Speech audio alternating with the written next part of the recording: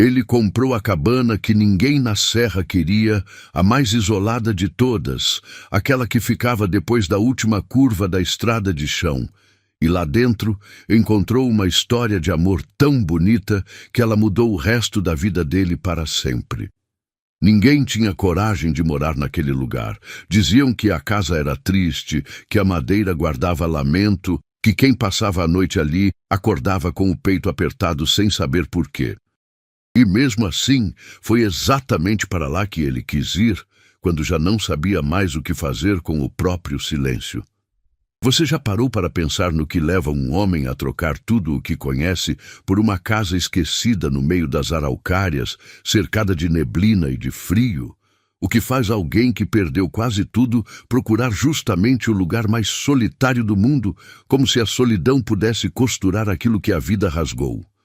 Às vezes a gente foge para o fim do mundo, achando que vai encontrar sossego, e encontra, no lugar do sossego, uma verdade que estava esperando há mais de 50 anos para ser contada.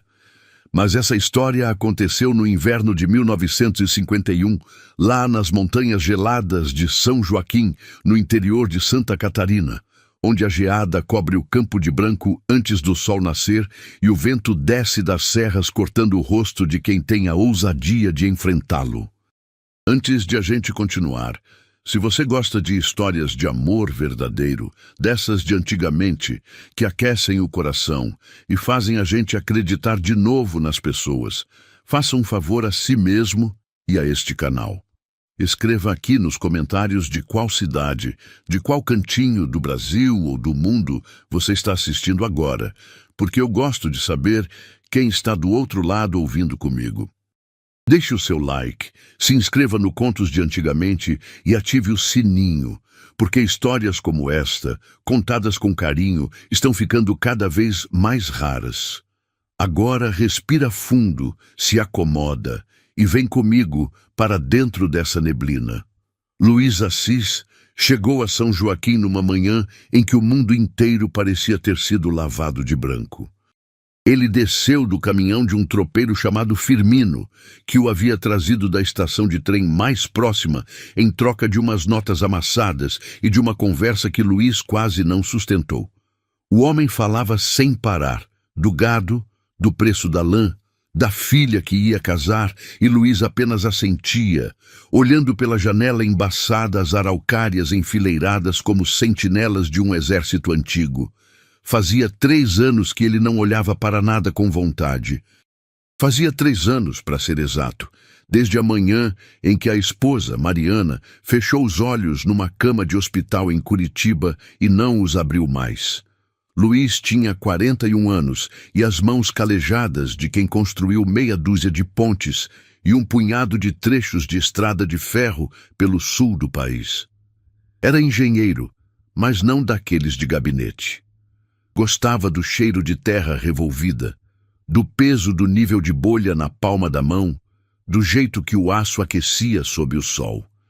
Durante quase 20 anos, Mariana havia sido o lugar para onde ele voltava, não uma casa, porque casa eles quase não tiveram, sempre mudando de acampamento em acampamento, de cidade em cidade, conforme a obra pedia. Ela era o lugar. Onde Mariana estivesse, ali era o descanso. E quando ela se foi, Luís descobriu que não tinha mais para onde voltar.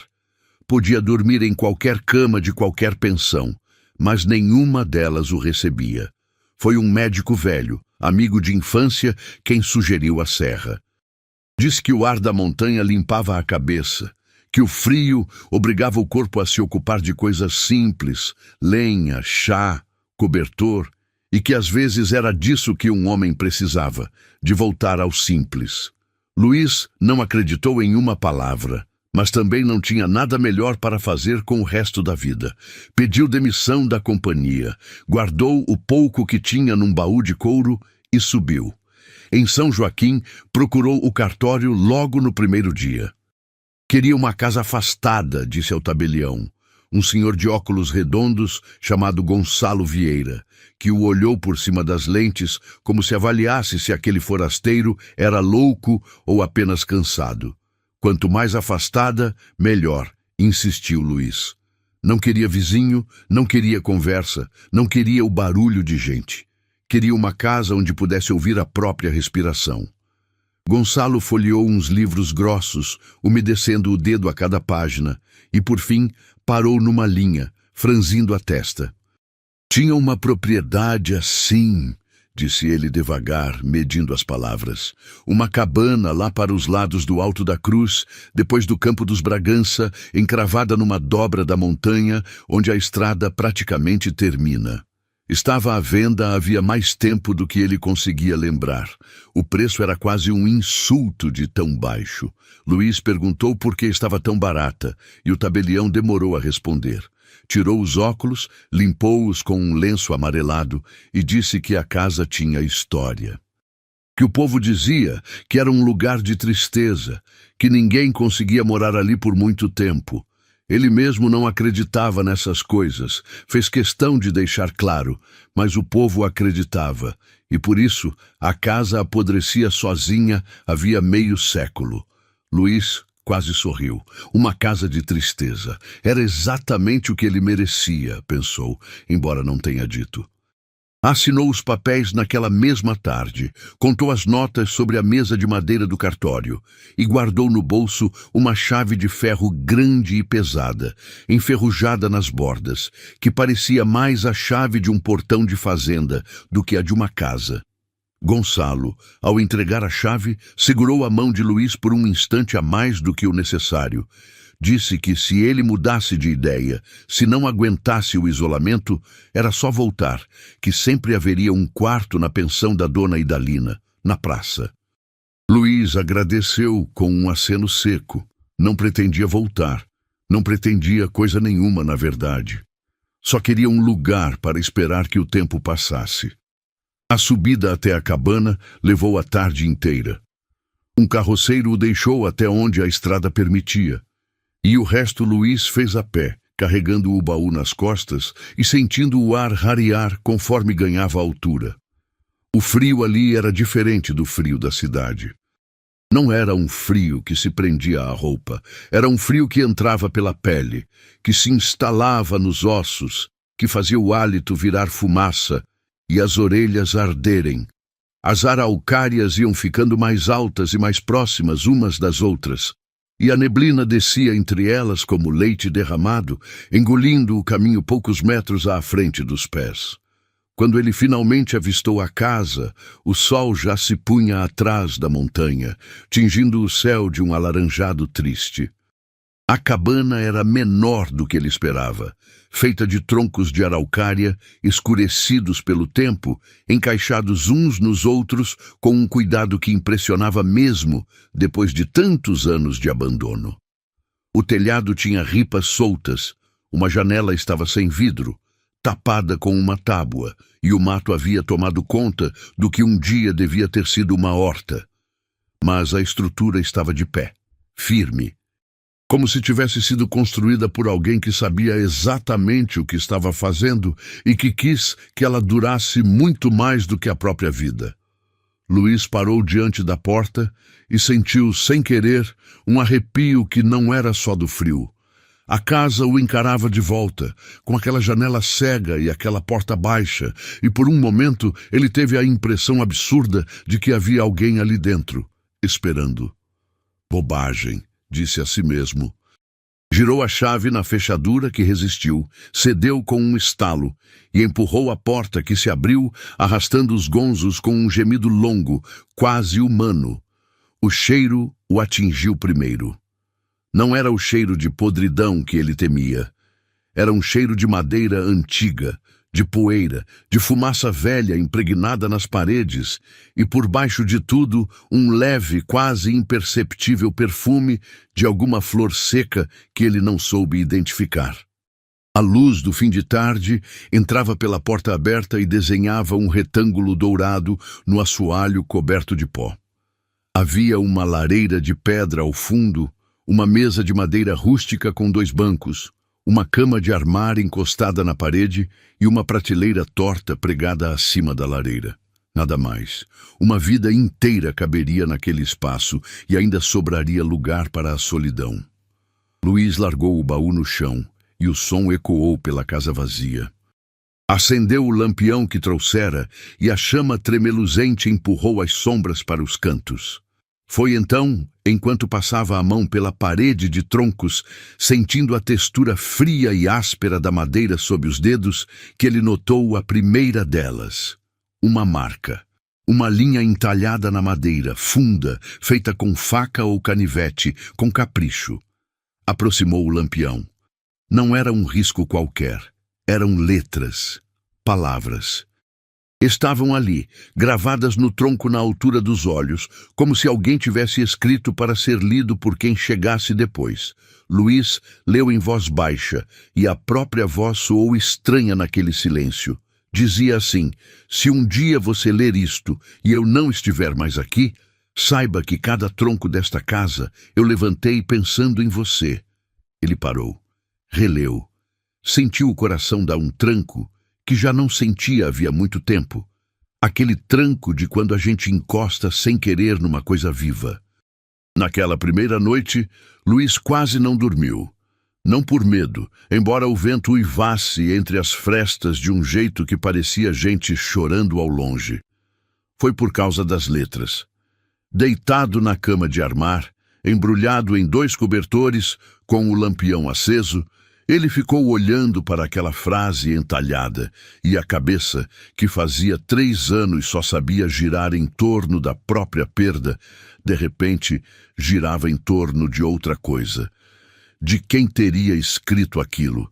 Para quem? E por quê?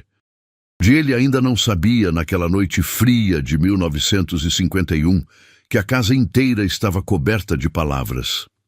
Que aquela primeira frase era só o começo de uma longa carta gravada na madeira, escrita ao longo de anos por um homem que amou uma mulher com uma teimosia capaz de atravessar o tempo, e que, ao ler aquela carta até o fim, Luís Assis não só descobriria a história de amor mais bonita que já tinha ouvido na vida, como acabaria, sem perceber, escrevendo a sua própria. Amanheceu com a geada cobrindo o campo lá fora como um lençol de açúcar. Luís acordou com o corpo dolorido do frio e da cama estreita, mas acordou. E acordar, para ele, já fazia tempo que era só uma obrigação, nunca um começo. Daquela vez, foi diferente. Antes mesmo de acender o fogo, antes de esquentar a água, ele pegou o lampião, ainda de meias e casaco, e começou a percorrer as paredes da cabana com os olhos, procurando mais palavras. E encontrou. Elas estavam por toda parte. Escondidas atrás da prateleira, embaixo do peitoril da janela, no batente da porta, numa viga baixa do teto que ele precisou se abaixar para ler. Algumas eram curtas, quase recados. Outras eram frases inteiras, longas, que corriam pela madeira, acompanhando as fibras do tronco. Não estavam em ordem, ou pelo menos não numa ordem que Luís conseguisse entender de imediato. Era como se alguém tivesse escrito um pouco a cada dia, durante muito tempo, gravando na casa o que não tinha coragem ou possibilidade de dizer em voz alta. Numa delas, perto da lareira, onde a madeira ainda guardava a marca da fuligem, estava escrito que o inverno daquele ano tinha sido o mais rigoroso de que se tinha notícia, e que ele agradecia a Deus por isso, porque o frio a obrigava a chegar mais perto. Noutra, na parede do fundo, dizia que ela tinha rido daquele jeito de novo, e que ele passaria o resto da vida tentando arrancar aquele riso dela outra vez. E havia uma gravada bem no alto, quase no encontro da parede com o teto, num lugar onde só se escreve subindo num banco, que dizia apenas um nome: Vitória. Assim, sozinho, como se o nome bastasse, Luís ficou olhando para aquele nome por um tempo que não soube medir. Vitória. Então, era esse o nome dela. A mulher para quem toda aquela casa tinha sido escrita. Ele passou o dedo sobre as letras, sentindo os sulcos na madeira, e teve a sensação esquisita de estar tocando na mão de quem as havia gravado. Quem quer que tivesse sido aquele homem, ele tinha amado essa vitória de um jeito que a maioria das pessoas nunca chega a amar. De um jeito que se grava na madeira para durar mais que a carne. Pela primeira vez em muito tempo, Luís sentiu curiosidade. Uma curiosidade limpa, sem culpa, sem peso. Quis saber, quis entender, e percebeu, com um misto de espanto e de alívio, que passara a manhã inteira sem pensar uma única vez em Mariana, e que, ao perceber isso, não sentiu a facada de culpa de sempre, mas uma espécie de trégua, como se alguém, de muito longe, tivesse posto a mão no seu ombro e dito que estava tudo bem. Nos dias que se seguiram, Luís fez o que sabia fazer. Trabalhou. Consertou o telhado, trocando as ripas soltas por outras que talhou com o próprio machado. Colocou vidro na janela cega, aproveitando uma vidraça velha que comprou na venda lá embaixo. Limpou a chaminé, varreu o assoalho, arrancou o mato da horta. E enquanto trabalhava, ia decorando as frases da parede, repetindo-as em voz alta, montando aos poucos o quebra-cabeça daquela vida que não era a sua. O trabalho o cansava de um jeito bom, um cansaço que enchia em vez de esvaziar. À noite, ele dormia. Dormia de verdade, sem sonhos, e acordava com o corpo doendo e a cabeça estranhamente leve. Os primeiros dias sozinho na cabana ensinaram a Luís uma nova gramática, a gramática do silêncio. Na cidade, e mesmo nos acampamentos de obra, sempre houvera ruído, motores, vozes, o apito distante dos trens. Ali, o silêncio era uma coisa quase sólida, que se podia tocar, e dentro dele os sons pequenos ganhavam tamanho. O estalo da madeira ao esfriar da noite, o gotejar da geada derretendo na beira do telhado ao meio-dia, o bater de asas de um pássaro assustado, o próprio coração, que Luís passou a ouvir nas madrugadas sem sono, batendo firme, teimoso, insistindo em continuar mesmo quando o dono já não via muita graça no assunto. Ele estabeleceu uma rotina, porque a rotina era o único remédio que conhecia contra o vazio. Acordava antes do sol, acendia o fogo, esquentava a água, rachava lenha até o corpo aquecer e a respiração virar fumaça. Comia pouco, sempre a mesma coisa, e trabalhava na casa o dia inteiro, consertando o que o abandono estragara. As mãos, ocupadas, davam trégua à cabeça. E ao entardecer, quando a luz ia embora depressa por trás da montanha e o frio apertava, ele acendia o lampião e voltava às paredes, à caça de mais palavras de Vicente, decifrando aquela caligrafia entalhada como quem monta, letra por letra, o retrato de um homem que nunca conheceu.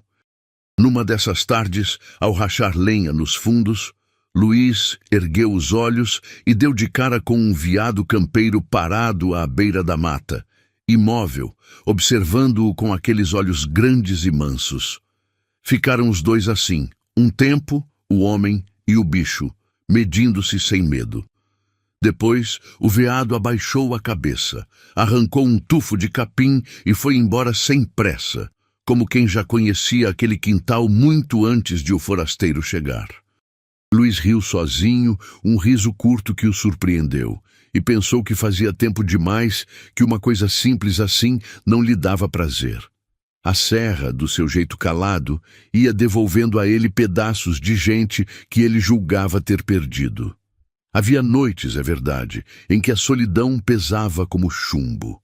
Noites em que o vento chorava nas frestas e a ausência de Mariana enchia a casa inteira. E Luís se perguntava o que estava fazendo ali, no fim do mundo, cercado de árvores e de fantasmas. Mas mesmo nessas noites havia um estranho consolo em não estar completamente só, porque as paredes falavam. As palavras de Vicente, gravadas por toda parte, faziam companhia. Eram a prova de que outro homem, muito antes dele, tinha conhecido aquela mesma solidão naquele mesmo lugar, e a tinha atravessado com o coração cheio e não vazio. Isso, de algum jeito difícil de explicar, dava a Luís uma esperança pequena, do tamanho de uma brasa, mas suficiente para não deixar o fogo apagar de vez. Foi decorando as frases, uma a uma, que Luís começou a sentir por Vicente uma espécie de amizade impossível, atravessada pelo tempo. Conversava com ele em pensamento. Perguntava-lhe quem era a tal Vitória, o que tinha acontecido, por que a casa estava vazia se fora construída com tanto amor. Não tinha ainda nenhuma resposta. Mas as perguntas essas já eram uma forma de companhia, e já eram, sem que ele soubesse, o primeiro fio da meada que o levaria, dias depois, praça abaixo, até uma escola de uma sala só e uma mulher de cabelo escuro preso num coque frouxo. Foi numa dessas manhãs, uma semana depois de chegar, que precisou descer até a vila para comprar mantimentos. A despensa estava vazia e o frio não dava trégua. Desceu a pé pela estrada de chão, agora um pouco mais firme depois de uns dias sem chuva, e chegou à praça de São Joaquim por volta do meio-dia, com as bochechas vermelhas e a barba por fazer. A vila era pequena, algumas casas caiadas em torno de uma igreja de pedra, uma venda, o cartório, a pensão da dona Idalina e uma escola de uma sala só, com a bandeira do Brasil tremulando num mastro torto. Foi na venda que ele ouviu pela primeira vez alguém falar da cabana com nome e sobrenome. Enquanto o vendeiro embrulhava o feijão, o toucinho e o açúcar, dois homens conversavam encostados no balcão, e um deles, ao reconhecer Luís como o forasteiro que tinha comprado a casa velha do Alto da Cruz, baixou a voz de um jeito que, em vez de esconder, fez questionar de ser ouvido. Disse ao outro que aquele era o louco que tinha ido morar na cabana do Vicente. Luís não se virou, mas prestou atenção. O outro homem respondeu que Deus tivesse pena, que naquele lugar não havia paz, que fora ali que a moça dos Bragança tinha se perdido, e que o velho Nestor até hoje não deixava ninguém nem chegar perto do assunto. Vicente. Nestor Bragança. A moça dos Bragança. Luís guardou os nomes como quem guarda peças de uma engrenagem que ainda vai montar. Pagou, agradeceu e saiu. Mas em vez de subir direto de volta, ficou parado na praça olhando para a escolinha. Havia uma mulher ali na porta, despedindo-se de um punhado de gente que saía de uma reunião qualquer, gente da vila, homens de chapéu e mulheres de lenço na cabeça.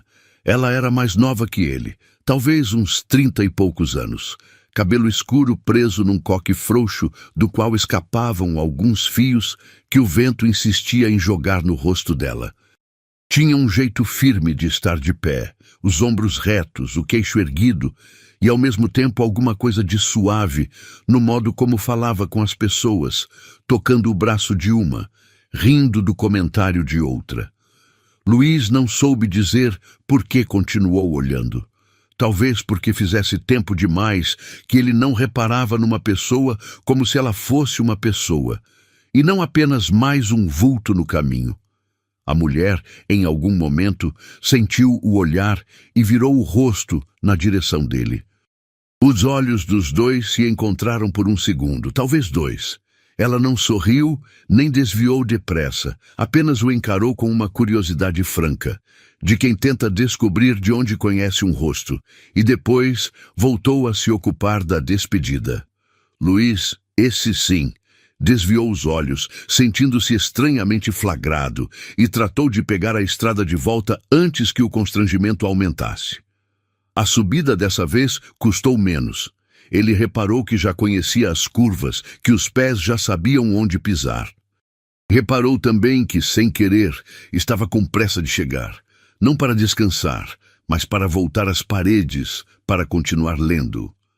Havia algo naquela história inacabada que puxava por ele, e naquela noite, à luz do lampião, com a barriga cheia pela primeira vez em dias, ele descobriu atrás da cama, encoberta por anos de poeira e por uma teia grossa de aranha, uma frase mais longa que todas as outras. Limpou a madeira com a manga do casaco e leu devagar.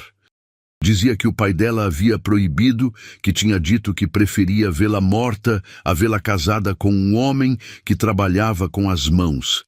mas que ele, Vicente, ia construir aquela casa mesmo assim, tronco por tronco, e que quando ela estivesse pronta, ela viria. Porque o coração de uma mulher não obedece à escritura de terra, nem à vontade de coronel. Luiz sentiu um nó na garganta. Não era só uma história de amor. Era uma história de amor proibido, dessas que custam caro, e ele agora sabia que a tal moça dos Bragança de que falavam na venda e a Vitória gravada no alto da parede eram, quase com certeza, a mesma pessoa. No dia seguinte, precisou voltar à vila. Tinha esquecido o querosene, e sem querosene não havia lampião, e sem lampião não havia leitura. Mas, se ele for honesto consigo mesmo, e naquela subida e descida, ele começava a aprender a ser. O querosene era só metade do motivo. A outra metade tinha cabelo escuro preso num coque frouxo e ficava na porta de uma escola de uma sala só. Encontrou-a mais cedo do que esperava, e não na escola. Ela estava saindo do cartório quando ele passou, e dessa vez foi ela quem falou primeiro. Perguntou com uma naturalidade que o desarmou se ele era o homem que tinha comprado a cabana do Alto da Cruz. Luiz respondeu que sim, e ela ficou olhando para ele com aqueles olhos francos, como se estivesse pesando alguma coisa por dentro. Então disse que se chamava Vitória, Vitória Fontes. O nome caiu sobre Luiz como um balde de água fria. Ele deve ter feito alguma cara, porque ela franziu a testa e perguntou se ele estava bem. Luiz se recompôs, disse que sim, que era só o frio e apresentou-se também. Mas por dentro a cabeça girava. Vitória, o mesmo nome gravado na parede da casa dele. Coincidência, pensou. Só podia ser. O nome não era assim tão raro, e, no entanto, alguma coisa insistia em dizer que não, que naquela serra pequena, onde todo mundo era parente de todo mundo, os nomes não caíam do céu por acaso. Ela explicou que era a professora da vila, que dava aula para as famílias espalhadas pelos campos e que tinha ouvido falar dele, do forasteiro calado que foi morar no lugar que ninguém queria. Disse isso sem maldade, mais com curiosidade do que com o receio que Luiz vinha sentindo nas outras pessoas.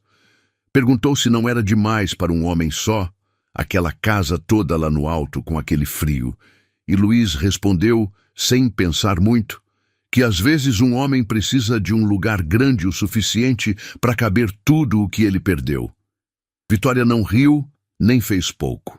Apenas o encarou de um jeito diferente, mais sério, como quem reconhece num estranho uma dor que também conhece de perto. Daquele dia em diante, os encontros na vila deixaram de ser acaso. Luiz passou a descer com uma frequência que ele mesmo não admitia em voz alta, sempre com uma desculpa prática no bolso, um prego que faltava, um saco de sal, uma ferramenta para afiar. E sempre, de um jeito ou de outro, o caminho passava pela praça, pela escola, pela porta por onde Vitória Fontes entrava e saía com os cadernos apertados contra o peito. No começo, eram só acenos. Depois vieram as conversas curtas, sobre o tempo, sobre a estrada, sobre o preço das coisas. E sem que nenhum dos dois marcasse, as conversas curtas foram ficando compridas. Vitória era professora fazia 12 anos. Tinha estudado na capital, coisa rara para uma moça da serra, e voltara por vontade própria, contrariando quem dizia que ela ia se perder no mundo grande. Voltou porque, dizia ela, as famílias da montanha mereciam alguém que ficasse, e não alguém que passasse. Luiz gostava de ouvi-la falar. Havia na voz dela uma firmeza sem dureza, uma clareza que fazia as coisas complicadas parecerem simples. E havia também, quando ela achava que ninguém estava reparando, uma tristeza de fundo, uma sombra que passava depressa pelos olhos e ia embora, como nuvem em dia de vento. Numa tarde de sol raro, em que a serra amanhecera sem geada e o campo brilhava molhado de orvalho, Vitória perguntou se podia conhecer a cabana. Disse que ouvia falar daquele lugar desde muito nova, que a curiosidade a corroía e que, agora que alguém finalmente morava lá, achava que tinha o direito de matar essa vontade antiga. Luiz hesitou. Não pelo que os outros iam dizer. Isso pouco lhe importava, mas porque a cabana tinha virado uma espécie de segredo dele, um lugar onde ele guardava a história de Vicente como quem guarda um tesouro que ainda não entende. Mostrar a casa era mostrar as paredes. E mostrar as paredes era dividir o que ele vinha lendo sozinho, todas as noites. Mesmo assim, disse que sim. Talvez porque já estivesse cansado de guardar as coisas só para si. Talvez porque quisesse ver a cara dela ao ler aquelas palavras. Subiram juntos numa manhã de sábado. Vitória falava o caminho inteiro, apontando as árvores, contando os nomes das famílias que moravam em cada dobra do campo, e Luiz, que fazia 3 anos só sabia calar, se pegou rindo de uma história dela sobre uma vaca que teimava em invadir a escola. Riu de verdade, com o peito, e o som da própria risada o assustou, como se fosse a voz de um homem que ele tinha enterrado junto com a esposa. Vitória olhou para ele de lado, sorrindo, e disse que era bom ver que ele sabia rir, que tinha começado a achar que ele era feito só de silêncio. Luiz não respondeu, mas por dentro alguma coisa se moveu, uma placa de gelo se soltando devagar da margem de um rio. Quando chegaram à cabana, Vitória parou na porta, do mesmo jeito que Luiz havia parado na primeira noite. Ela olhou para a casa por um tempo longo, sem dizer nada, e ele reparou que os olhos dela tinham se enchido de uma emoção que ele não soube nomear. Perguntou se estava tudo bem.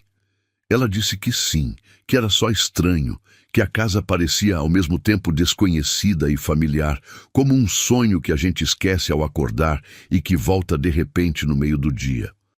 Entrou devagar, tocando o batente com a ponta dos dedos, e foi então que viu a primeira frase, aquela que Luiz tinha lido na noite da chegada, gravada na madeira na altura dos olhos.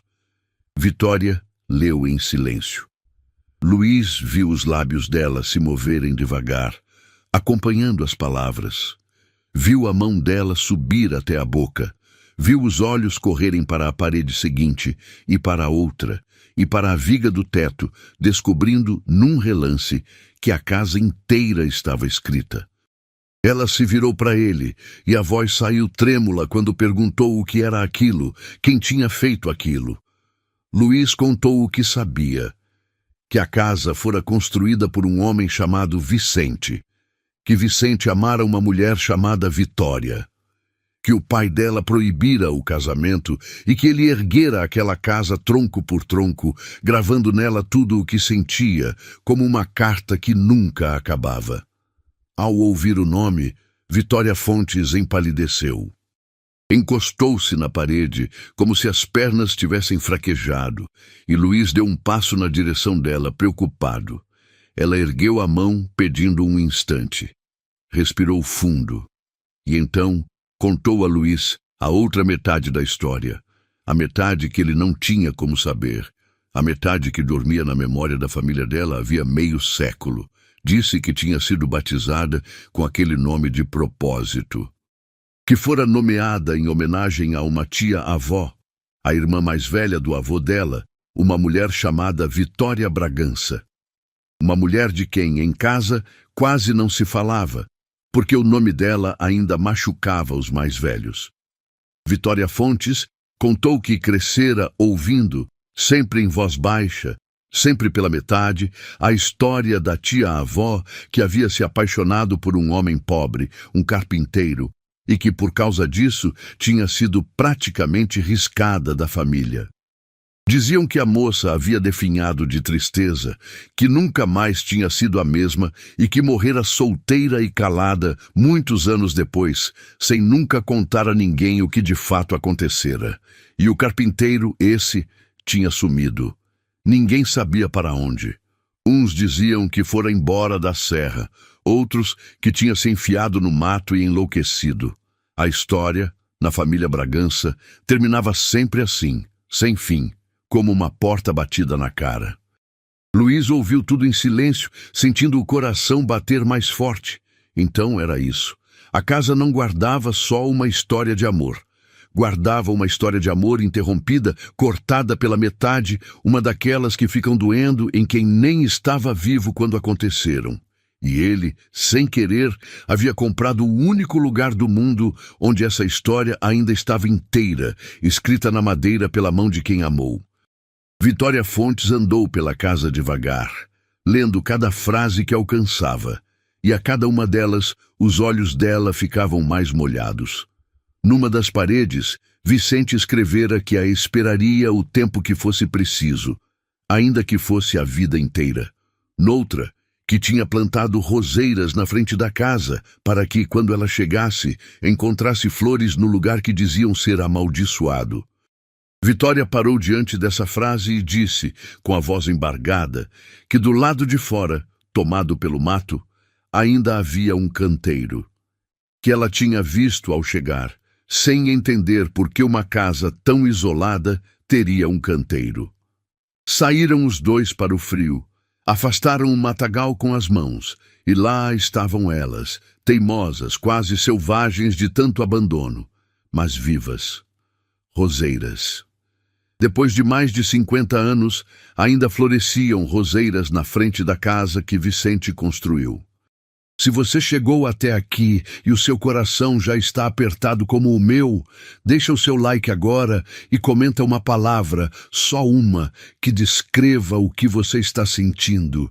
E se ainda não se inscreveu, se inscreve, porque essa história está só começando e o que Luiz e Vitória ainda vão descobrir dentro daquela cabana vai mexer com você de um jeito que você não espera.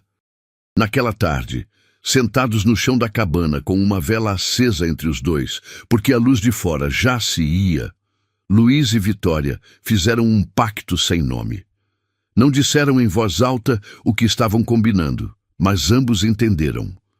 Iam descobrir o que tinha acontecido, iam juntar as peças daquela história partida, iam devolver a Vicente e a Vitória Bragança, mesmo tarde, mesmo depois de mortos, o fim que a vida tinha roubado deles.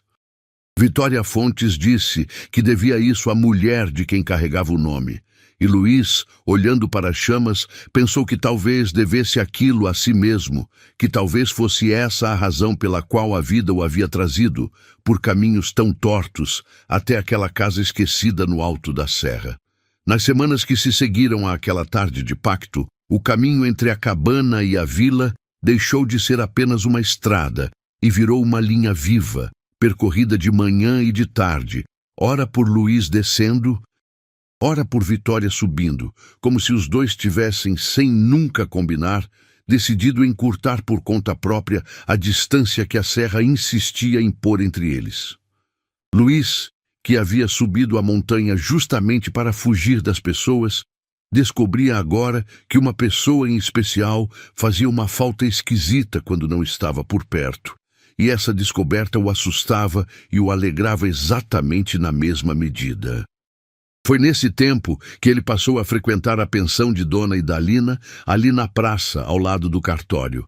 No começo, era só por causa do café que a velha fazia forte, coado num pano já encardido de tanto uso e que era, disparado, o melhor da vila inteira.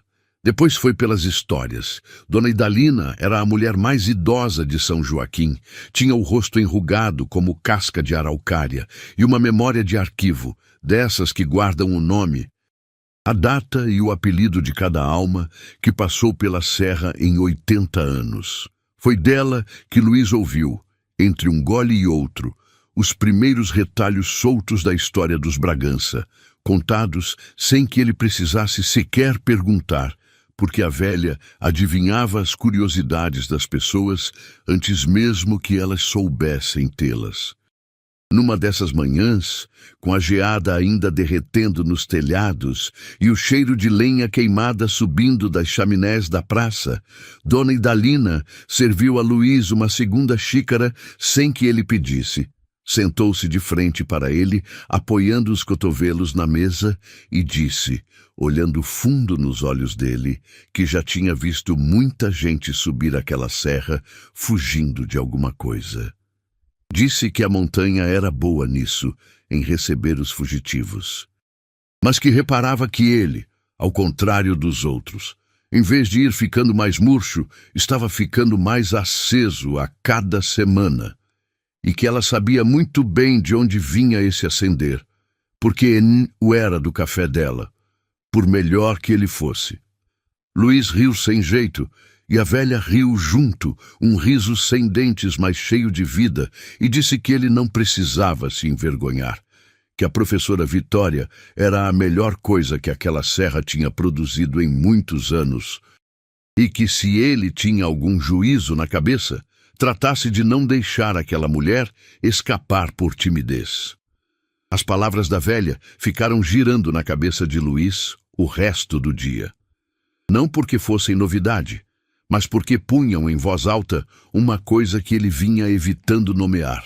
E naquela mesma tarde, quando Vitória subiu, trazendo um embrulho de retratos velhos e a desculpa de sempre, que era só um instante, que não ia atrapalhar, Luís se pegou reparando em detalhes que antes teimava em não ver. No jeito que ela mordia o lábio quando pensava, no modo como escapava sempre o mesmo fio de cabelo do coque e como ela o afastava do rosto com um sopro impaciente. Na maneira como ela dizia o nome dele, Luís, arrastando de leve o esse do fim, como se o nome fosse macio na boca dela. Choveu naquela tarde, uma chuva fina e gelada de serra, dessas que não fazem barulho, mas encharcam tudo devagar. Quando deu a hora de Vitória descer, o temporal ainda não tinha passado, e Luís insistiu em acompanhá-la ao menos até a metade do caminho, dividindo com ela o único casaco grosso que tinha, jogado sobre os ombros dos dois. Desceram assim, colados um ao outro por baixo da mesma lã, os passos ajustados no mesmo ritmo, e havia naquele arranjo forçado pela chuva uma intimidade nova que nenhum dos dois quis apressar nem interromper. Vitória comentou rindo que se alguém os visse assim, a vila inteira ia falar até o Natal. Luís respondeu que a vila que falasse, e ela virou o rosto para ele surpresa com a firmeza da resposta. E por um instante os dois ficaram muito perto, o suficiente para Luís sentir o calor do hálito dela no frio, antes de Vitória desviar os olhos e apressar o passo, com as bochechas mais vermelhas do que o frio explicava. Foi por esse tempo que caiu a festa de São João, a maior da vila, a única ocasião do ano em que a serra inteira descia dos campos para se ajuntar na praça. Armaram uma fogueira alta no meio do largo, penduraram bandeirinhas de papel de uma ponta a outra e uma sanfona velha, tocada por um lavrador de dedos grossos, puxava as músicas antigas que todo mundo sabia de cor. Havia quentão fumegando em panelas de ajo, pinhão cozido saindo quente da brasa, bolo de fubá, pamonha e um cheiro doce de canela e cravo pairando no ar frio da noite. Vitória insistiu para que Luís descesse, dizendo que ele já tinha se escondido tempo demais no alto da serra e que uma festa de São João não se recusa. Luís foi, meio a contragosto, com a roupa mais decente que tinha, e no começo ficou no canto, encostado numa parede, olhando aquela alegria toda com o jeito de quem esqueceu como se faz. Mas Vitória não o deixou em paz. Puxou-o pela mão para o meio da roda, rindo do protesto dele, dizendo que ninguém ali sabia dançar direito mesmo, e que era justamente isso que fazia graça. E Luís, que jurava de pés juntos não saber mexer os pés, viu-se de repente rodando no meio da praça, tropeçando, errando os passos, rindo de si mesmo como não ria fazia anos, com a mão dela firme na sua e o rosto dela iluminado pela fogueira. Foi a primeira vez, desde a morte de Mariana, que ele se sentiu de novo parte do mundo dos vivos e não um espectador de fora do vidro. Quando a sanfona baixou o ritmo e emendou uma valsa antiga, dessas de arrastar o pé, os pares foram se formando ao redor da fogueira, e Luís, sem pensar muito, estendeu a mão para Vitória num convite mudo. Ela aceitou, e os dois dançaram devagar, sem falar, ajustados um ao outro como se já tivessem dançado a vida inteira. Luís sentiu o calor da fogueira de um lado e o calor dela do outro, e pensou que a felicidade, quando volta, volta assim, sem aviso, no meio de uma praça de terra batida, ao som de uma sanfona desafinada. Vitória ergueu os olhos para ele e disse baixinho que estava feliz de vê-lo rir. Luiz respondeu que fazia muito tempo que não tinha um motivo e que o motivo agora tinha nome. Ela corou, desviou o olhar, mas não soltou a mão dele, e os dois continuaram girando devagar, enquanto a fogueira estalava. E o mundo, por um instante, pareceu um lugar bom de se viver. A vila reparou, claro. A vila repara em tudo. E se antes havia quem torcesse o nariz para o forasteiro, aquela noite de festa amansou muita desconfiança, porque é difícil desconfiar de um homem que dança mal e ri de si mesmo no meio da praça. Dona Idalina, sentada num banquinho perto da fogueira com um copo de quentão nas mãos, cutucou a vizinha e disse em voz alta o suficiente para os dois ouvirem que não precisava ser vidente para saber onde aquilo ia dar e que já ia tratando de separar as flores do jardim dela para o dia do casamento. Luiz e Vitória fingiram não ouvir, mas trocaram um olhar rápido, um olhar de quem foi pego. E, no fundo, nenhum dos dois se importou de ser pego, porque o que a velha dizia era só a verdade que os dois ainda não tinham tido coragem de dizer. A noite terminou tarde, com a fogueira virando brasa e a sanfona rouca de tanto tocar. Luiz acompanhou Vitória até a porta da casa da mãe dela, na beira da praça, e ali, no escuro, os dois ficaram um tempo sem saber como se despedir. Não houve beijo. Ainda não era a hora, mas houve uma demora, uma resistência em soltar as mãos, um boa noite dito baixo e repetido 2 vezes só para adiar a separação. E enquanto subia sozinho a serra escura, com o frescor da noite no rosto e a música ainda tocando na cabeça, Luiz soube que estava perdido, no melhor sentido que essa palavra pode ter. Perdido de amor, outra vez, aos 41 anos. Numa serra do fim do mundo, por uma professora de nome antigo que a vida tinha posto no seu caminho como quem entrega uma segunda chance. Foram semanas assim, feitas de aproximações pequenas e recuos tímidos, de conversas que iam fundo sem que nenhum dos dois percebesse o quanto. Vitória contava da mãe, viúva, que morava na vila e que já perguntava, com aquela malícia mansa das mães, quem era o tal forasteiro de quem a filha não parava de falar. Luiz contava das obras por onde tinha passado, das pontes que ajudara a erguer, dos rios que vira transbordar. E sem combinar, os dois foram trançando as 2 vidas numa conversa só, dessas que a gente não quer que termine e que faz o relógio andar depressa demais. Mas nem tudo era leveza. Havia na vila quem não visse com bons olhos aquele forasteiro morando no lugar amaldiçoado e rondando a professora querida de todos. Um ou outro comentário atravessado chegou aos ouvidos de Luiz, gente dizendo que homem que se enfia sozinho naquele fim de mundo devia ter alguma coisa errada, que ninguém em sã consciência compraria a casa da desgraça. Luiz aprendeu a deixar as palavras escorrerem, como a chuva na lã do casaco.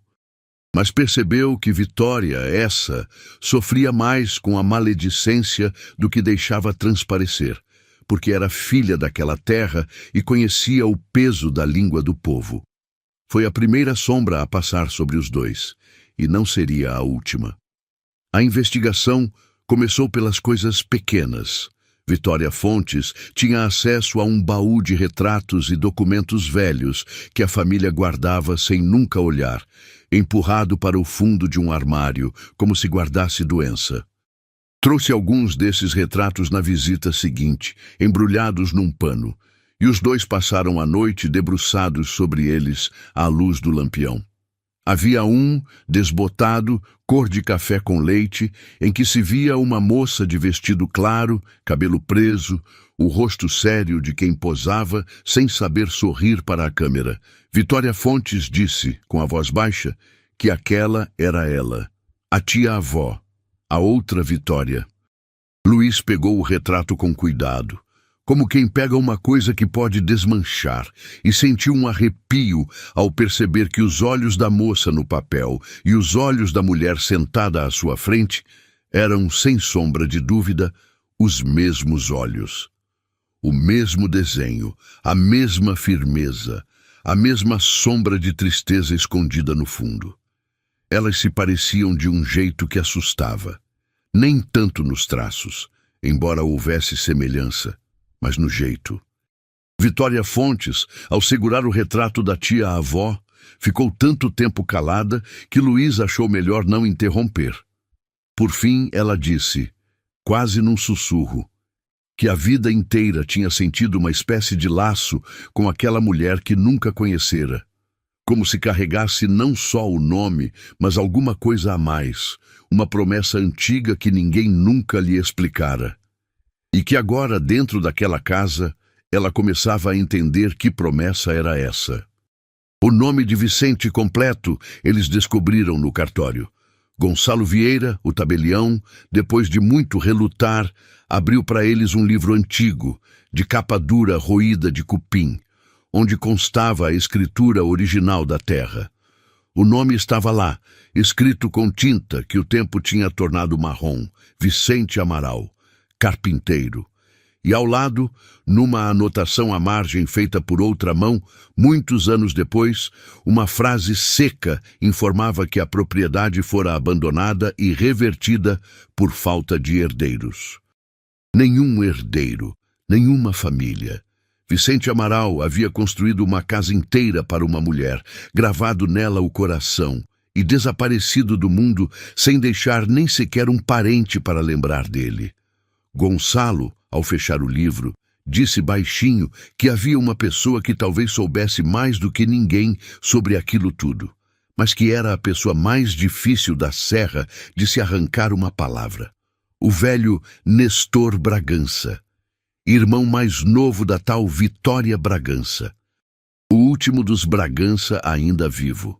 Um homem que passava dos 80 anos, morava sozinho numa casa grande e fria do outro lado do campo e que, segundo o tabelião, guardava a raiva daquela história como quem guarda a brasa dentro do peito, sem nunca deixar apagar.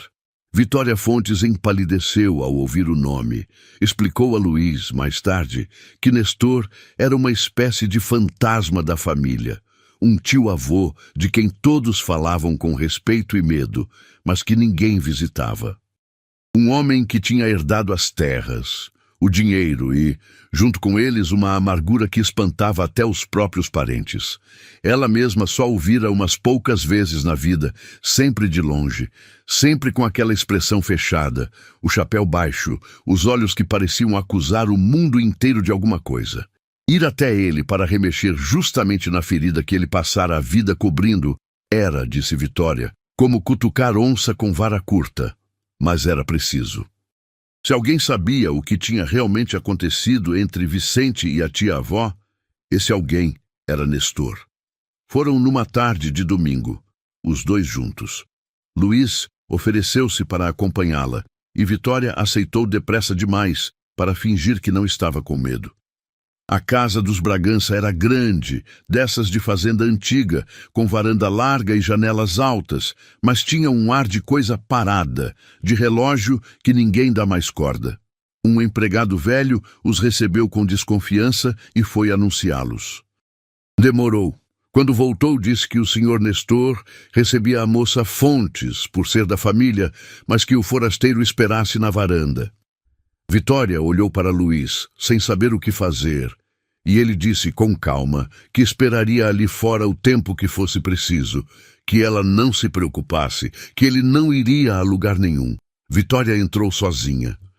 E foi ali, na varanda daquela casa fria, esperando por ela, batendo os pés no chão para espantar o frio e olhando o campo aberto se estender até as montanhas azuis do horizonte, que Luís Assis se deu conta, com uma clareza que quase o derrubou, de que estava apaixonado.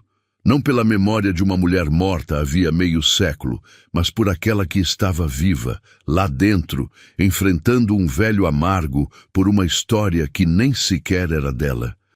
E percebeu, com um aperto no peito, que fazia 3 anos ele achava que o coração tinha morrido junto com Mariana, e que agora descobria ali, no frio da serra, que o coração apenas dormia esperando um motivo para acordar.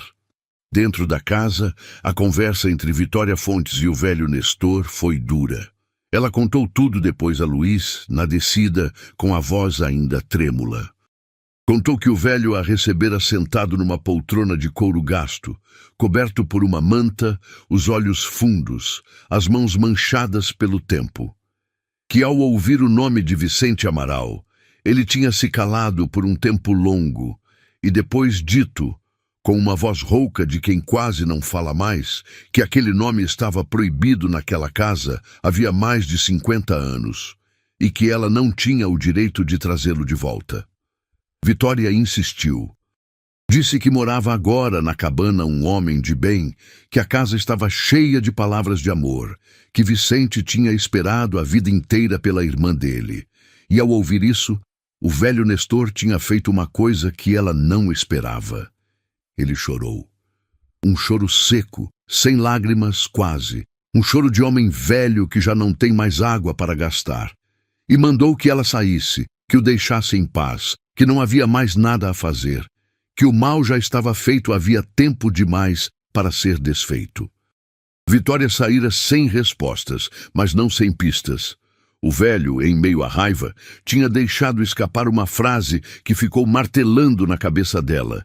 Dissera que as cartas nunca deveriam ter sido escondidas. As cartas. Ele falara em cartas, no plural, com uma culpa tão pesada na voz que Vitória teve certeza de que aquele velho carregava, havia 50 anos, um segredo que o consumia por dentro. Havia cartas. Em algum lugar havia cartas. E se havia cartas, havia uma verdade escondida. Uma verdade que talvez explicasse por que 2 seres humanos que se amavam tanto, um deles capaz de gravar esse amor na madeira de uma casa inteira, tinham terminado a vida separados, cada um definhando de saudade a poucas horas de distância do outro. Depois da visita à casa dos Bragança, os 2 passaram dias remoendo a palavra que o velho Nestor deixara escapar. Cartas. Onde estariam essas cartas? Vitória revirou o pouco que a família guardava e não achou nada além dos retratos. Luiz vasculhou a cabana de alto a baixo mais uma vez, sem sorte. E foi nesse intervalo de espera, nessa pausa em que o mistério parecia empacado, que a serra resolveu mostrar a que veio. O temporal chegou de noite, anunciado por um vento que começou fino e foi engrossando até uivar entre as frestas dos troncos como um bicho. Luiz estava sozinho na cabana, o fogo aceso, quando a tempestade desabou. Não era chuva de cidade, era uma coisa antiga, elementar, que sacudia as árvores lá fora e fazia a casa inteira estalar, como se os troncos, um a um, se lembrassem de quando eram floresta. A porta rangia, a janela nova tremia na moldura, e Luiz, deitado, ouvindo aquele estrondo todo, sentiu voltar sem aviso a velha companheira que julgava ter deixado na cidade. A saudade de Mariana. Foi uma noite dura. Sozinho no meio da tempestade, longe de tudo, ele se viu de novo naquele quarto de hospital de Curitiba, segurando uma mão que esfriava devagar. Viu de novo o próprio desamparo, a sensação de ser um homem partido ao meio, e junto com a dor veio a culpa, mais afiada do que nunca, porque agora ela tinha um nome novo e um rosto novo. Como podia estar sentindo o que sentia por Vitória, se ainda doía tanto a falta da outra? Que direito tinha ele de recomeçar, se metade dele ainda estava enterrada num cemitério distante?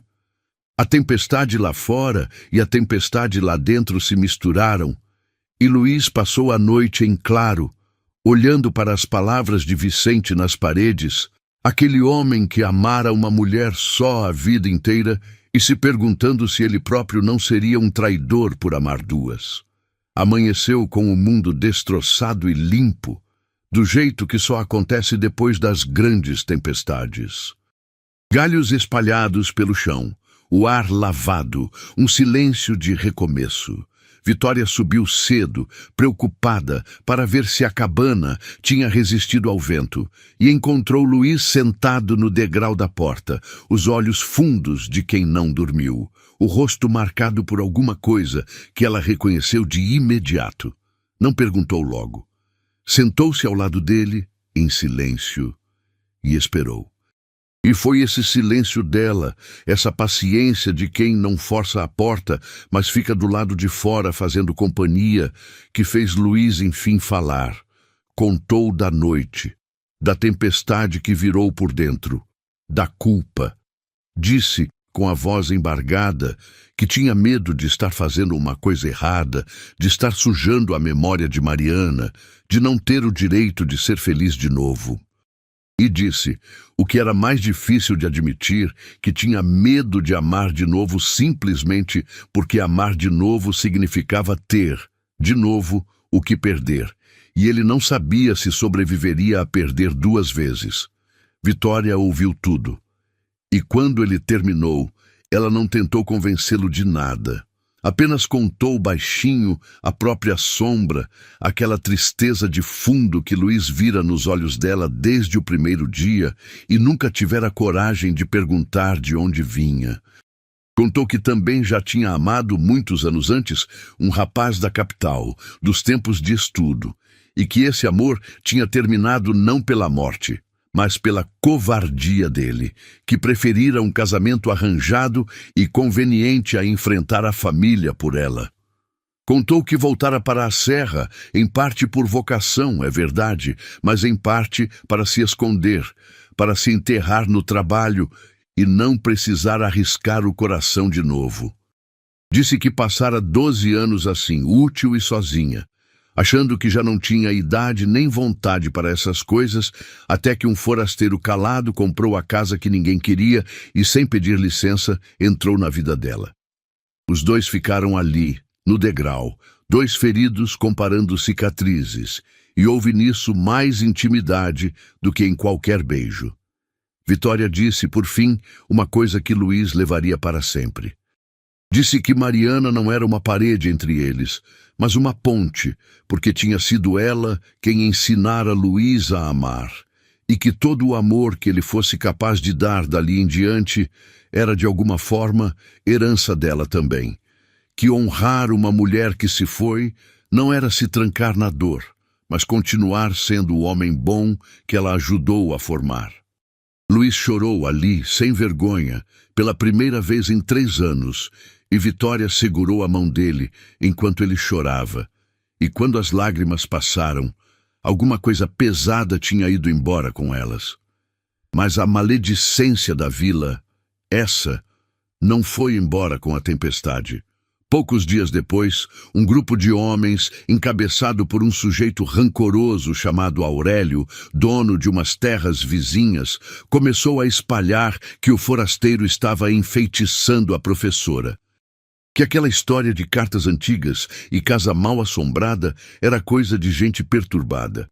E que o melhor para São Joaquim seria que o tal Luís Assis fizesse as malas e sumisse por onde tinha vindo. O comentário cresceu, ganhou corpo e chegou a haver quem falasse em subir até a cabana ter uma conversa mais dura com o forasteiro. Foi Vitória quem enfrentou. Plantou-se no meio da praça diante de todos e disse, com aquela voz firme de professora, que faz até homem grande baixar a cabeça, que quem tivesse coragem de acusar um homem de bem pelas costas, que tivesse a decência de fazê-lo na frente dela. Disse que Luís tinha devolvido dignidade a uma casa que a própria vila condenara por superstição e que a única coisa perturbada naquela história era a maldade de gente que não tinha o que fazer da própria vida a não ser azucrinar a dos outros. O tal Aurélio abriu a boca para responder, mas não achou o que dizer diante da mulher inteira que tinha pela frente, e recuou resmungando. A vila, que respeitava Vitória acima de quase tudo, foi baixando a voz. E Luiz, que soube do episódio por Dona Idalina, entendeu naquele dia que aquela mulher não era só o seu recomeço. Era também a pessoa mais corajosa que ele já tinha conhecido. O inverno apertou de vez nas semanas seguintes. A neve, rara naquela região, mas não impossível, chegou a cair numa madrugada. E Luiz acordou com a serra toda vestida de branco, um silêncio grosso cobrindo o mundo, os galhos das araucárias curvados sob o peso dos flocos.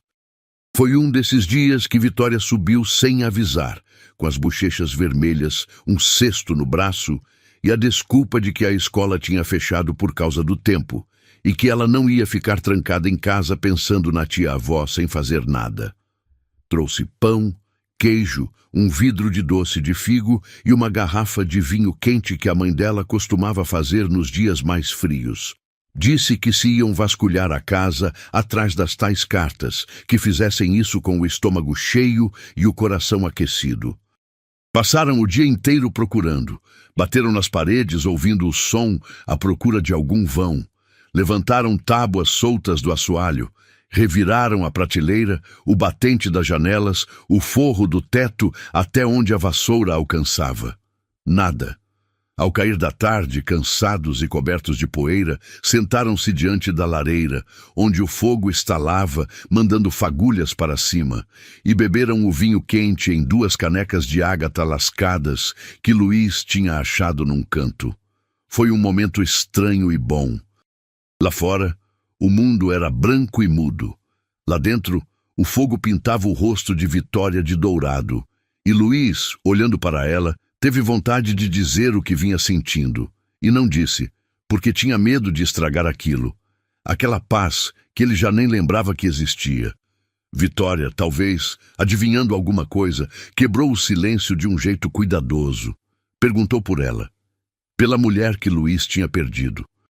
Disse que percebia, no jeito dele de calar, que havia ali uma história, e que se ele quisesse contar, ela queria ouvir, e que se ele não quisesse, também estava bem.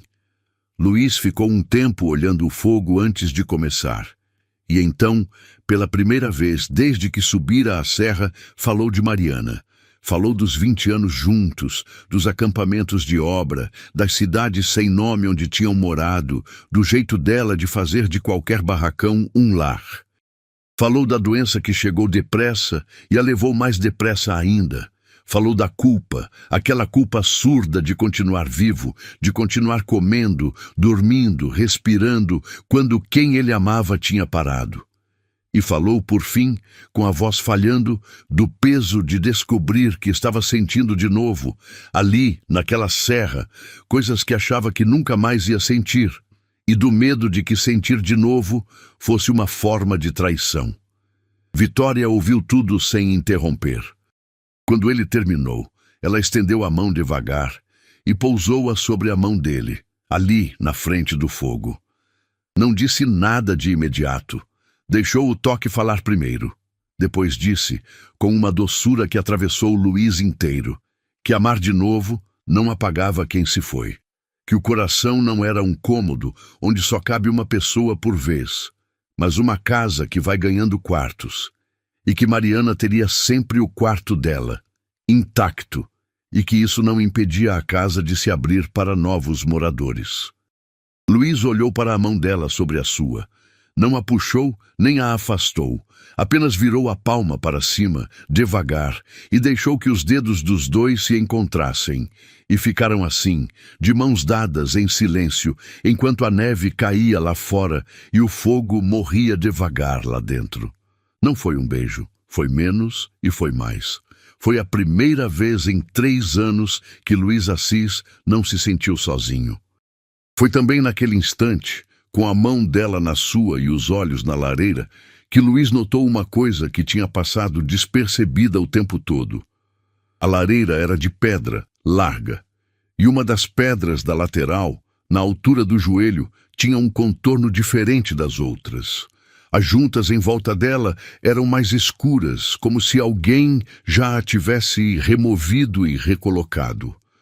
Luiz soltou a mão de Vitória, ajoelhou-se diante da lareira e passou os dedos pela borda daquela pedra. Ela se mexeu. Estava solta. Vitória se ajoelhou ao lado dele, o coração disparado, e juntos, com cuidado, retiraram a pedra do lugar. Atrás dela havia um vão escuro, e dentro do vão uma caixa de folha de Flandres, dessas de guardar biscoito, com a tampa enferrujada e uma estampa de flores quase apagada. Luiz a puxou com as duas mãos e ela saiu pesada de mais de meio século de poeira. Colocou-a no chão, entre os dois, diante do fogo. Por um momento, nenhum dos dois teve coragem de abrir. Vitória tinha os olhos cheios d'água. Disse, num fio de voz, que tinha a sensação de estar prestes a abrir o coração de uma pessoa. Luiz respondeu que talvez fosse exatamente isso. E então, com os dedos trêmulos, ergueu a tampa. Dentro estavam as cartas. Dezenas delas, amarradas em maços com barbante, o papel amarelado, a tinta desbotada, mas ainda legível. Havia uma fita de cabelo, azul, gasta. Havia um retrato pequeno, do tamanho da palma da mão, de um homem jovem, de olhar sério e mãos grandes, que só podia ser Vicente. E havia, por cima de tudo, dobrada em 4, uma carta que não estava amarrada com as outras. Uma carta que parecia ter sido a última a ser guardada ali, e no verso dela, com a letra firme que eles já conheciam das paredes, estava escrito um nome e um pedido. Para Vitória, se um dia estas palavras a encontrarem. Se você está sentindo o mesmo frio na espinha que eu senti ao imaginar essa cena, deixe o seu like e comenta aí embaixo, porque o que essas cartas revelaram muda tudo o que a família acreditou por 50 anos. E se inscreve no canal, que a parte mais bonita dessa história vem agora. Eles leram as cartas a noite inteira. O fogo foi reaceso 2 vezes. O vinho quente esfriou esquecido nas canecas. E a neve continuou caindo lá fora, mansa, silenciosa, como se o próprio céu tivesse decidido guardar segredo daquilo que estava sendo desenterrado. Vitória lia em voz alta, e a voz dela ia costurando, palavra por palavra, a história que a família tinha enterrado. Luiz a ouvia sentado ao lado dela, os ombros quase se tocando, e a cada carta os dois entendiam um pouco mais do tamanho do amor que tinham nas mãos e do tamanho da injustiça que o havia partido. As cartas contavam tudo, desde o começo. Contavam como Vicente Amaral chegara à serra ainda moço, contratado para levantar o celeiro novo da fazenda dos Bragança. Como Vitória Bragança, a filha mais velha do coronel, o tinha visto trabalhar de sol a sol, sem reclamar, cantando baixinho enquanto encaixava as madeiras, e como tinha começado, primeiro por curiosidade, depois por outra coisa, a levar água para ele no meio da tarde. Contavam as conversas curtas, que foram ficando compridas, os risos escondidos, o primeiro toque de mãos por trás do celeiro, longe dos olhos do pai. Luiz e Vitória Fontes se entreolharam ao ler isso, porque era, traço por traço, a mesma coisa que estava acontecendo com eles, meio século depois, na mesma serra, sob o mesmo frio. Era como se a história estivesse se repetindo, só que dessa vez pedindo um final diferente. As cartas contavam a descoberta do pai. O coronel Bragança era homem de terra e de orgulho, e a ideia de a filha se envolver com um carpinteiro sem eira nem beira lhe parecia uma afronta pessoal, uma mancha no nome da família. Proibiu. Trancou a filha em casa. Ameaçou Vicente, mandou que ele fosse embora da serra e nunca mais voltasse. E Vicente, que era pobre, mas não era covarde, respondeu ao coronel que iria, sim, sair das terras dele, mas que não sairia da vida da filha dele, e que ia construir, com as próprias mãos, num pedaço de chão que ninguém queria lá no alto da serra, uma casa digna de receber Vitória, e que a esperaria lá quantos invernos fossem precisos. Foi por isso que ele escolheu justamente o terreno amaldiçoado, o lugar mais isolado, aquele que ninguém cobiçava, porque era o único que ele podia ter. E porque, dizia numa das cartas, mesmo o lugar mais esquecido do mundo vira o centro dele quando a pessoa certa mora lá. Durante meses, os dois trocaram cartas em segredo. Uma moça da cozinha, leal a Vitória Bragança, levava e trazia os bilhetes escondidos na cesta de pão.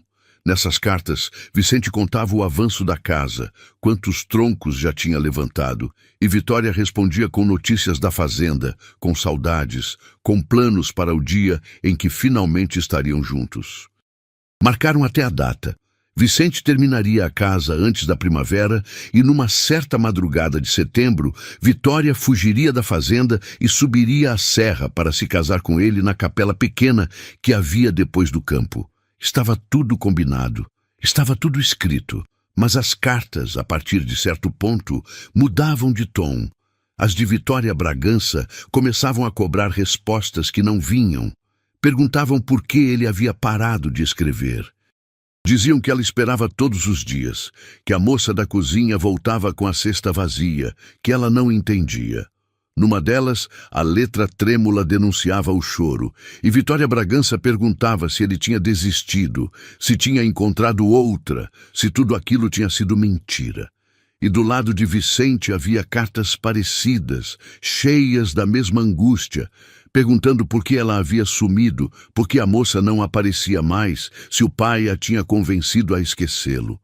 Os dois escreviam. Os dois esperavam. E os dois, sem saber, escreviam para o vazio, porque as cartas já não chegavam. Vitória Fontes parou de ler.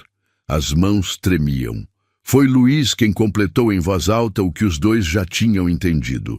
Alguém havia interceptado as cartas. Alguém havia se colocado no meio, recolhendo os bilhetes de parte a parte, deixando cada um dos dois acreditar que tinha sido abandonado pelo outro.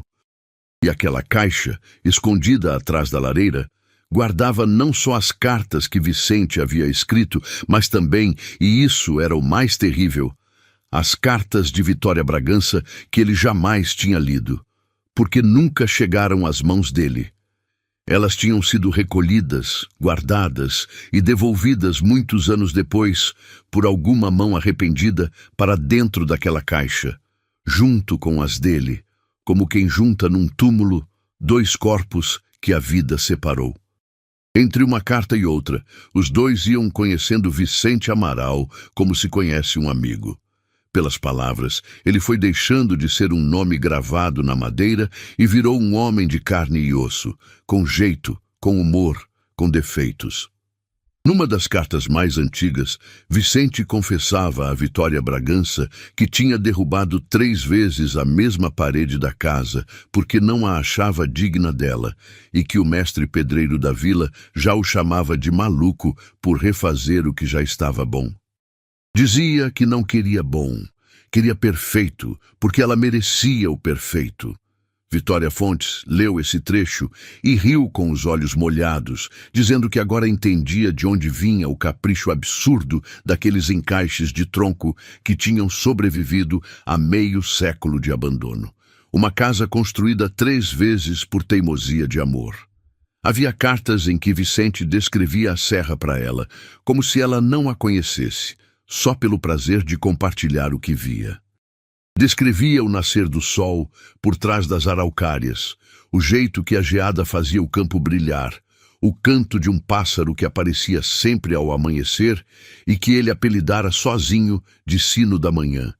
Escrevia que guardava cada uma dessas coisas para mostrar a ela quando enfim morassem juntos, e que às vezes conversava em voz alta com a casa vazia, contando à madeira as novidades do dia como se a madeira fosse ela. Luiz, ao ler isso, sentiu um arrepio, porque ele mesmo, nas primeiras semanas de solidão, tinha se pegado falando sozinho naquela casa, sem saber que, 50 anos antes, outro homem fizera exatamente o mesmo entre as mesmas paredes. As cartas de Vitória Bragança, por sua vez, revelavam uma mulher muito mais viva e ousada do que a moça séria e triste dos retratos. Ela ria de Vicente no papel, provocava, dizia que ele demorava demais com a bendita casa e que se continuasse refazendo paredes, os dois iam se casar já velhos e de bengala. Contava dos jantares sufocantes na fazenda, das visitas de pretendentes ricos que o pai insistia em lhe apresentar, e do prazer secreto que sentia em recusar todos eles, um a um, com uma educação que escondia o deboche. Numa carta particularmente bonita, ela escrevia que já tinha escolhido, no baú de enxoval, o vestido que usaria para subir a serra e que o guardava embrulhado em papel de seda, esperando o dia. Vitória Fontes parou de ler ao chegar nesse ponto, e Luiz viu que a mão dela apertava o papel. Ela disse com a voz baixa que aquele vestido provavelmente ainda existia, empoeirado no fundo de algum baú da família, um vestido de noiva que nunca vestiu. À medida que liam, Luiz e Vitória iam entendendo que aquele não era um amor de véspera, dessas paixões que incendeiam e apagam. Era um amor construído, tijolo por tijolo, carta por carta, tronco por tronco, com a paciência de quem planta e a certeza de quem espera colher. E entender isso tornava o que veio depois ainda mais cruel, porque não foi um amor que morreu de morte natural, cansado de si mesmo. Foi um amor interrompido no meio do caminho, por mãos que decidiram em nome do orgulho que aqueles dois não mereciam o que já era deles. As cartas do desencontro foram as mais difíceis de ler. Vitória Fontes teve de parar várias vezes. A voz não aguentava. Havia uma, de Vitória Bragança, em que ela escrevia sem saber que Vicente nunca a leria, jurando que continuaria escrevendo todos os dias, mesmo sem resposta. Porque preferia acreditar que as cartas se perdiam no caminho a acreditar que ele a tinha esquecido. Havia uma de Vicente, do mesmo período, em que ele dizia quase a mesma coisa, que continuaria erguendo a casa mesmo sem notícias dela, porque enquanto a casa não estivesse pronta, ele teria uma razão para esperar, e que no dia em que pregasse o último tronco sem que ela viesse, aí sim saberia que a tinha perdido. Os dois, cada um do seu lado da serra, agarrados à mesma esperança teimosa, escrevendo para um silêncio que outra pessoa fabricava. Luiz pensou que não havia vilão de história que fizesse mais mal do que aquele orgulho de coronel, capaz de deixar dois seres humanos definharem a poucas léguas um do outro. E havia, no meio do maço, uma carta que era diferente de todas, escrita por Vicente muitos anos depois do desencontro, quando já tinha entendido que ela não viria. Não era uma carta de despedida nem de mágoa, era uma carta de agradecimento. Nela, Vicente agradecia a Vitória Bragança por ter existido. Dizia que muita gente atravessava a vida inteira sem nunca amar de verdade, e que ele, um simples carpinteiro sem terra nem nome, tinha tido a sorte de amar assim, contudo, uma única vez, e que isso bastava para dar sentido a uma vida inteira, mesmo a uma vida solitária. Dizia que não trocaria a dor de tê-la perdido pela paz de nunca a ter conhecido. E foi ao ler essa carta que Luiz, sem perceber, buscou a mão de Vitória Fontes e a segurou com força, porque entendeu, de uma vez e para sempre, que aquele velho carpinteiro morto havia décadas acabara de responder, através do tempo, a pergunta que o vinha atormentando desde a noite da tempestade. Amar de novo, mesmo com o risco de perder, valia sempre a pena. Sempre. Restava a última carta, aquela que estava por cima, dobrada em 4, escrita por Vicente.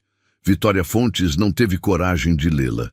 Passou o papel para Luiz e pediu que fosse ele a ler. E Luiz, com a voz baixa e firme, leu. A carta era de muitos anos depois do resto. A letra era a mesma, mas mais trêmula, mais cansada, a letra de um homem que tinha envelhecido sozinho naquela casa. Vicente escrevia que já não esperava que ela viesse. que tinha entendido tarde demais que os dois haviam sido enganados, que nenhum dos dois tinha desistido do outro, e que essa era, ao mesmo tempo, a coisa mais bonita e mais cruel que a vida lhe ensinara. Escrevia que não guardava raiva, que tinha passado a vida naquela casa cuidando das roseiras que plantou para ela, e que se contentava em saber que, em algum lugar da mesma serra, ela respirava o mesmo ar frio que ele. Pedia perdão por não ter lutado mais. E terminava dizendo que, se um dia aquelas palavras a encontrassem, que ela soubesse que ele a amou até o último tronco, até a última letra, até o último suspiro, e que morria em paz só por ter tido a sorte de amá-la. Quando Luís terminou de ler, os dois ficaram em silêncio por um tempo longo, só o estalo do fogo e o choro baixo de Vitória Fontes, que agora escorria livre pelo rosto dela. Luís sentiu os próprios olhos arderem. Pensou em Vicente envelhecendo naquela casa, sozinho, cuidando de rosas para uma mulher que nunca chegou. Pensou em Vitória Bragança definhando na fazenda, achando que tinha sido esquecida. Pensou nos 50 anos de silêncio, de mal-entendido, de amor desperdiçado por causa da mão de alguém que decidiu, por orgulho ou por medo, separar o que Deus tinha juntado. E pensou também na mulher que chorava ao seu lado e em como ele não ia deixar de jeito nenhum que a história deles terminasse do mesmo jeito. Na manhã seguinte, a neve tinha parado e o sol nascia pálido sobre um mundo de vidro. Luís e Vitória desceram juntos, com a caixa de folha embrulhada num cobertor, e foram direto à casa dos Bragança. Vitória Fontes já não tinha medo. Tinha, no lugar do medo, uma determinação serena, dessas que assustam mais do que a raiva. Bateram à porta, e o mesmo empregado velho os recebeu, e dessa vez, quando ele disse que o forasteiro esperasse na varanda, foi Vitória quem respondeu, com uma firmeza que não admitia réplica, que os dois entrariam juntos, porque o que tinham para dizer dizia respeito aos dois e à família inteira. O empregado hesitou, mas cedeu. Néstor Bragança estava na mesma poltrona, coberto pela mesma manta, como se não tivesse se movido desde a última visita. Ao ver a caixa de folha nas mãos de Luís, o velho arregalou os olhos, e o rosto dele, já tão marcado, se contraiu como o de quem leva um golpe no peito. Reconheceu a caixa na hora. Vitória Fontes se ajoelhou diante dele, colocou a caixa no colo do velho e disse, com uma doçura que nenhuma acusação teria alcançado, que sabia de tudo. E que não tinha vindo cobrar, mas entender. O velho Nestor ficou muito tempo com as mãos tremendo sobre a tampa da caixa. Então, com a voz quebrada, começou a falar, e o que ele falou foi a última peça que faltava. Contou que em 1897 ele era um rapaz de 20 anos que adorava a irmã mais velha e temia, acima de tudo, desagradar o pai. Contou que o coronel, o pai deles, ao descobrir a troca de cartas, tinha chamado o filho mais novo e mandado que ele vigiasse a irmã, que interceptasse os bilhetes, que os trouxesse a ele em vez de deixar que chegassem. Contou que fizera isso. Que por medo do pai e por não entender o tamanho do que fazia, tinha recolhido as cartas, uma a uma, de parte a parte, entregando-as ao coronel, que as guardava numa gaveta trancada. Contou que a moça da cozinha foi despedida, acusada injustamente de roubo, para que ninguém mais servisse de correio. E que assim, dia após dia, um rapaz assustado demais para enfrentar o pai tinha ajudado a desmanchar o amor da própria irmã, sem medir o tamanho do que fazia. Nestor chorava agora sem se conter. Disse que crescera vendo a irmã murchar, que ela nunca soube por quê, que morreu muitos anos depois, já velha, acreditando que o homem que amara a tinha abandonado sem uma palavra, e que ele, Nestor, carregara esse peso a vida inteira, sem coragem de contar a ninguém, até que já velho também, depois da morte do pai e depois da morte da irmã, Tinha encontrado a gaveta trancada, as cartas todas lá dentro, as dela e as respostas dele, que o pai também havia mandado interceptar, lá na cabana por um capanga. Foi ele, Nestor, já velho e arrependido, quem subira uma única vez àquela casa isolada, muito depois de Vicente já ter morrido, e guardara todas as cartas juntas na caixa de folha, escondendo-a atrás da lareira, como quem enterra uma culpa que não tem mais como reparar. Não teve coragem de destruí-las, nem de mostrá-las. Só de escondê-las e passar o resto dos dias remoendo o que tinha feito. Vitória Fontes ouviu tudo de joelhos diante do velho, e quando ele terminou encolhido, esperando talvez que ela o odiasse, ela fez o contrário. Pegou as mãos manchadas dele entre as suas e disse que ele tinha sido um rapaz dobrado pela vontade de um pai autoritário, que a culpa não era de quem obedeceu com medo, mas de quem se aproveitou desse medo. Disse que ele já havia se punido tempo demais, 50 anos, uma vida inteira, e que a irmã dele, onde quer que estivesse, não ia querer vê-lo morrer sufocado por aquilo. Disse que a verdade tinha finalmente vindo à luz, e que a verdade, mesmo tarde, tinha o poder de curar. O velho Nestor chorou no ombro da sobrinha neta, como quem finalmente põe no chão um peso carregado por meio século inteiro, o remorso que o aprisionara por tanto tempo. E Luiz, de pé atrás deles, sentiu que assistia a alguma coisa sagrada, o momento exato em que um nó de 50 anos começava, enfim, a se desfazer. Antes de saírem, Nestor pediu uma coisa. Pediu com a voz fraca que o levassem à cabana. Disse que queria, antes de morrer, pisar de novo naquele chão, ler com os próprios olhos as palavras que Vicente tinha gravado e pedir perdão, ainda que ao vento, ainda que à madeira, ainda que fosse tarde demais para ser ouvido.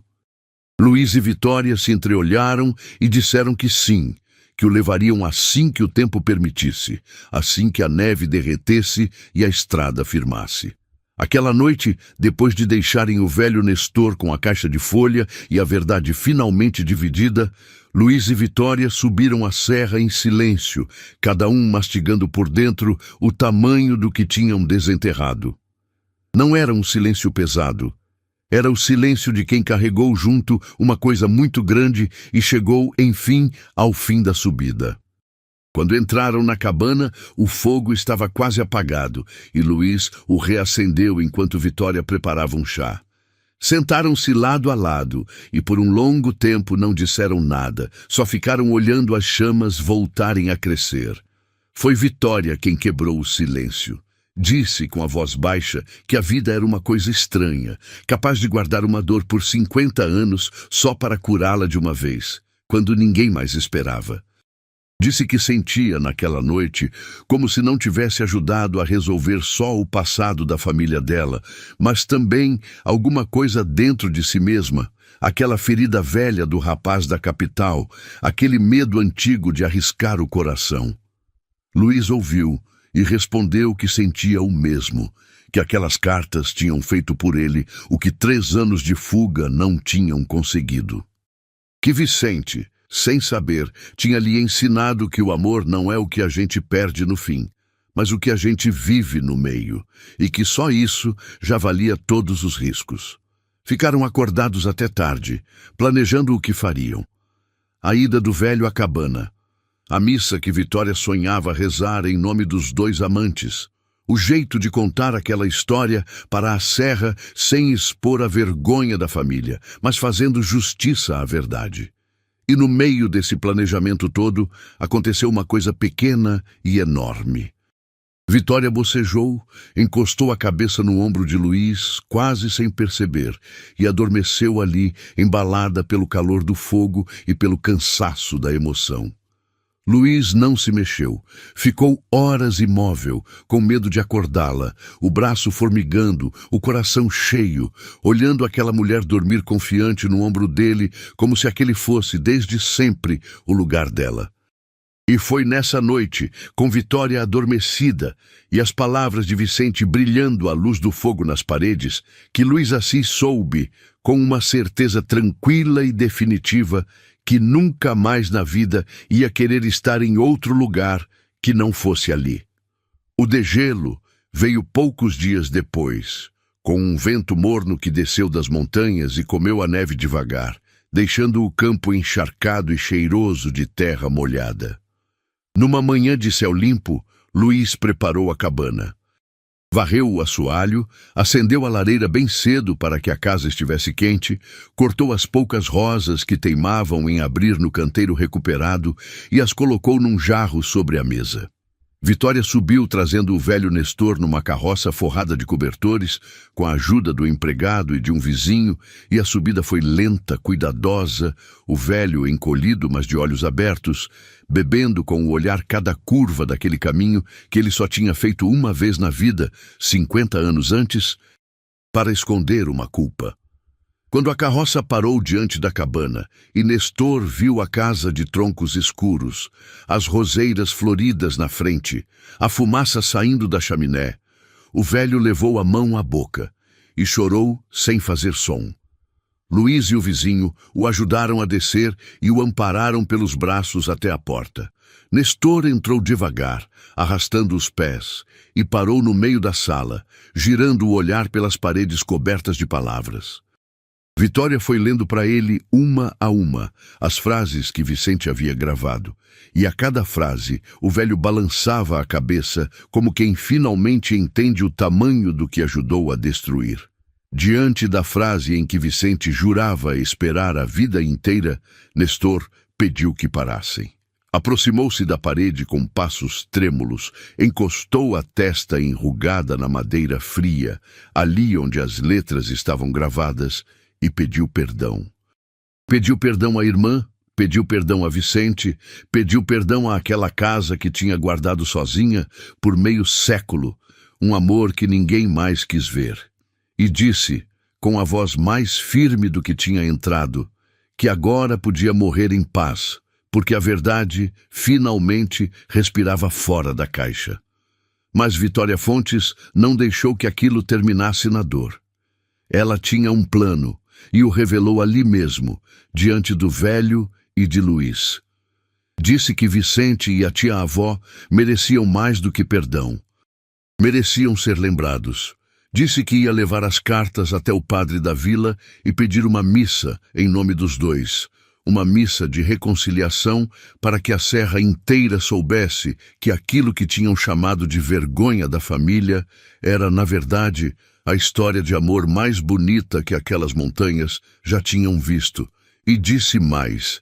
Disse que a cabana não seria nunca mais o lugar amaldiçoado que ninguém queria. Seria lembrada como a casa que um homem construiu por amor e que resistiu de pé, com as palavras dele intactas, esperando meio século por alguém que fosse capaz de lê-las. O velho Nestor, ouvindo aquilo, sorriu pela primeira vez, um sorriso desdentado e molhado de lágrimas, e disse que a irmã dele teria gostado dela, dessa sobrinha neta que carregava o nome e a mesma teimosia boa. A missa aconteceu num domingo de sol, na capela de pedra da vila, e a serra inteira apareceu. Vieram famílias de campos distantes, vieram os velhos que ainda lembravam de ouvir falar da moça dos Bragança e do carpinteiro. Veio Dona Idalina da pensão com o lenço na cabeça e o terço na mão. Veio o tabelião Gonçalo Vieira de terno domingueiro. Vitória Fontes leu, diante de todos, alguns trechos das cartas, escolhidos com cuidado, os mais bonitos, os que falavam de esperança e não de dor. E quando ela leu a passagem em que Vicente dizia que mesmo o lugar mais esquecido do mundo vira o centro dele, quando a pessoa certa mora lá, não houve olho seco na capela. O velho Nestor, sentado na primeira fila numa cadeira que trouxeram só para ele, chorava em paz. E Luís, sentado ao lado de Vitória, sentiu que aquela história de dois desconhecidos mortos havia muito tempo tinha, de algum jeito, curado também a ferida que ele carregava desde a morte de Mariana. porque entendeu, ouvindo aquelas palavras, que o amor não é desperdício nunca, nem quando termina cedo demais, nem quando termina tarde demais. O amor, uma vez que existiu, fica. Grava-se na madeira, na memória, no ar frio de uma serra. Não se apaga. O velho Nestor Bragança viveu ainda alguns meses depois daquele dia, e foram, segundo Dona Idalina, os meses mais leves que aquele homem amargo teve em toda a vida. Recebia visitas, contava histórias da irmã, ria até, coisa que ninguém se lembrava de tê-lo visto fazer. Quando partiu, foi dormindo, em paz, e deixou em testamento um pedido simples e uma surpresa. Pediu para ser enterrado não no jazigo pomposo dos Bragança, mas num canto simples do cemitério da vila, o mais perto possível de onde repousava a irmã, Vitória Bragança. E deixou, em documento assinado e reconhecido no cartório de Gonçalo Vieira, a cabana do Alto da Cruz e as terras em volta em nome de Luís Assis e Vitória Fontes, com uma única condição escrita de próprio punho, que a casa fosse cuidada e que as palavras nas paredes nunca fossem apagadas. Com a cabana agora oficialmente dela e de Luís, uma coisa mudou entre os dois. E ao mesmo tempo nada mudou, porque na verdade já estava tudo dito havia semanas, só que sem palavras. Vitória continuou subindo a serra, cada vez com menos desculpas e mais vontade. Passou a ficar até mais tarde, e depois até o jantar, e Luís descobriu o prazer esquecido de cozinhar para alguém, de pôr 2 pratos na mesa, de ter com quem dividir o silêncio bom do fim do dia. Restauraram juntos o canteiro das roseiras, arrancando o mato, revolvendo a terra, e Vitória plantou mudas novas ao lado das antigas, dizendo que as velhas mereciam companhia depois de meio século sozinhas. Consertaram a cerca, abriram uma segunda janela para o lado do nascente, para que a casa acordasse com o sol. A cada prego batido, a cada tronco lixado, a casa de tristeza ia virando outra coisa, uma casa de começo, e ninguém na vila falava mais dela em voz baixa. A declaração, quando veio, foi do jeito dos dois, sem além, sem discurso.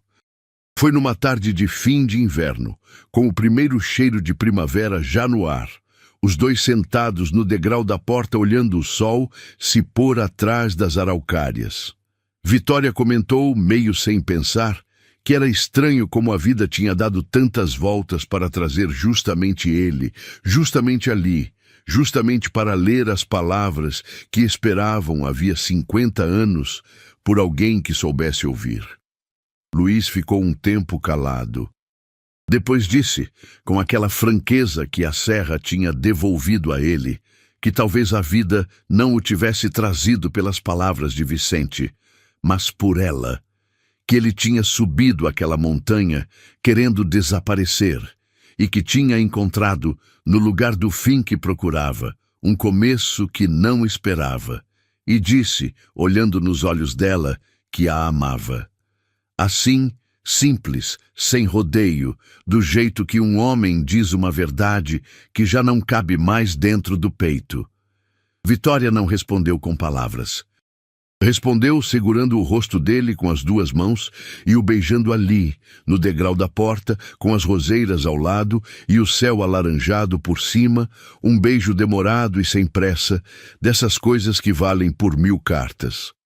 Foi o primeiro beijo dos dois, e teve nele, de algum jeito que nenhum deles saberia explicar, o gosto de uma promessa antiga sendo finalmente cumprida, como se, através deles, 2 outros que a vida separou pudessem enfim se beijar também.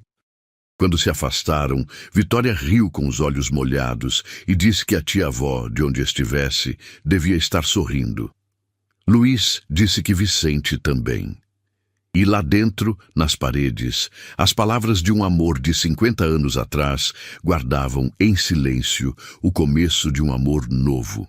O tempo entre aquele primeiro beijo no degrau da porta e o casamento foi curto, mas Luís o viveu com uma intensidade de quem redescobriu que estava vivo. Não houve pedido formal, ajoelhado, dessas cenas de novela. Houve sim uma tarde em que os dois, trabalhando lado a lado no Jardim das Roseiras, sujos de terra até os cotovelos, pararam ao mesmo tempo, se olharam, e Luís disse, simples, que queria passar o resto do que lhe restasse de vida ali, com ela, naquela casa. E Vitória, sem largar a muda que segurava, respondeu que era bom que ele quisesse, porque ela não pretendia ir a lugar nenhum. Selaram o combinado com um aperto de mãos enlameadas e uma risada, e foi o pedido de casamento mais bonito que qualquer um dos dois poderia ter imaginado. Antes do casamento, porém, Luís precisou fazer uma coisa sozinho. Numa manhã, subiu até um ponto alto da serra, de onde se via o campo inteiro se abrir até as montanhas azuis, e ali, no vento, conversou com Mariana. Contou-lhe de Vitória. Contou-lhe da serra, da casa, das cartas, do velho carpinteiro. Pediu não exatamente permissão, porque sabia que Mariana nunca fora mulher de prender ninguém, mas pediu a bênção, do jeito que a gente pede às pessoas que ama mesmo depois que elas já não podem responder. E ficou ali um tempo, em silêncio, até que uma calma boa desceu sobre ele, uma calma que ele decidiu acreditar que era resposta. Desceu a serra mais leve do que subira, e a partir daquele dia, a memória de Mariana deixou de ser uma ferida e virou o que devia ter sido desde sempre, uma lembrança querida, um quarto ensolarado na casa do coração dele, como Vitória tinha dito. Nas semanas que antecederam a cerimônia, Luís se jogou na casa com um ânimo novo. Abriu a segunda janela, a do nascente, para que a manhã entrasse. Construiu com as próprias mãos uma cama de verdade, larga e firme, para aposentar de vez a velha cama de armar. Reforçou o telhado, ampliou a lareira, ergueu uma pequena varanda coberta na frente, de onde se pudesse olhar o jardim e o pôr do sol. E em cada uma dessas obras teve o cuidado quase religioso de não tocar numa única palavra gravada por Vicente. Contornava as frases, protegia-as, construía em torno delas, de modo que a casa nova crescia abraçando a casa antiga, como o presente deve abraçar o passado, sem apagá-lo. A vila inteira, que meses antes desconfiava do forasteiro, agora subia aos poucos para ajudar, um trazendo telha, outro trazendo prego, e até o rancoroso Aurélio, envergonhado, mandou um carregamento de madeira boa como quem pede desculpas, sem ter coragem de dizer a palavra. Casaram-se na primavera seguinte, na mesma capela de pedra onde tinha sido rezada a missa. Foi uma festa simples, de gente da serra, com sanfona, com vinho quente mesmo já sem frio, com as mesas postas debaixo das araucárias. Vitória usou no cabelo a fita azul que tinham encontrado dentro da caixa de folha, a fita que fora da outra Vitória, e disse que era o jeito dela de levar a tia-avó ao altar junto. Dona Idalina chorou o casamento inteiro. Gonçalo Vieira fez um brinde meio atrapalhado que arrancou risos de todos. E quando os dois subiram de volta à cabana à noite, casados, encontraram na parede ao lado da porta um espaço liso de madeira que Luís tinha deixado de propósito, sem nada escrito. Ele entregou à Vitória o mesmo canivete velho, encontrado numa gaveta que devia ter sido de Vicente, e disse que agora era a vez deles de gravar. Vitória pensou um instante e entalhou devagar, com capricho, uma frase curta. Que aqui, onde um amor esperou, outro floresceu.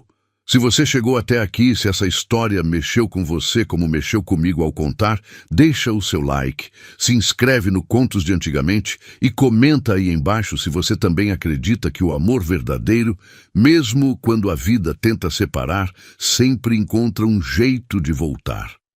Porque a parte mais bonita dessa história é justamente o que aconteceu depois, e eu quero te contar como esse casal ficou.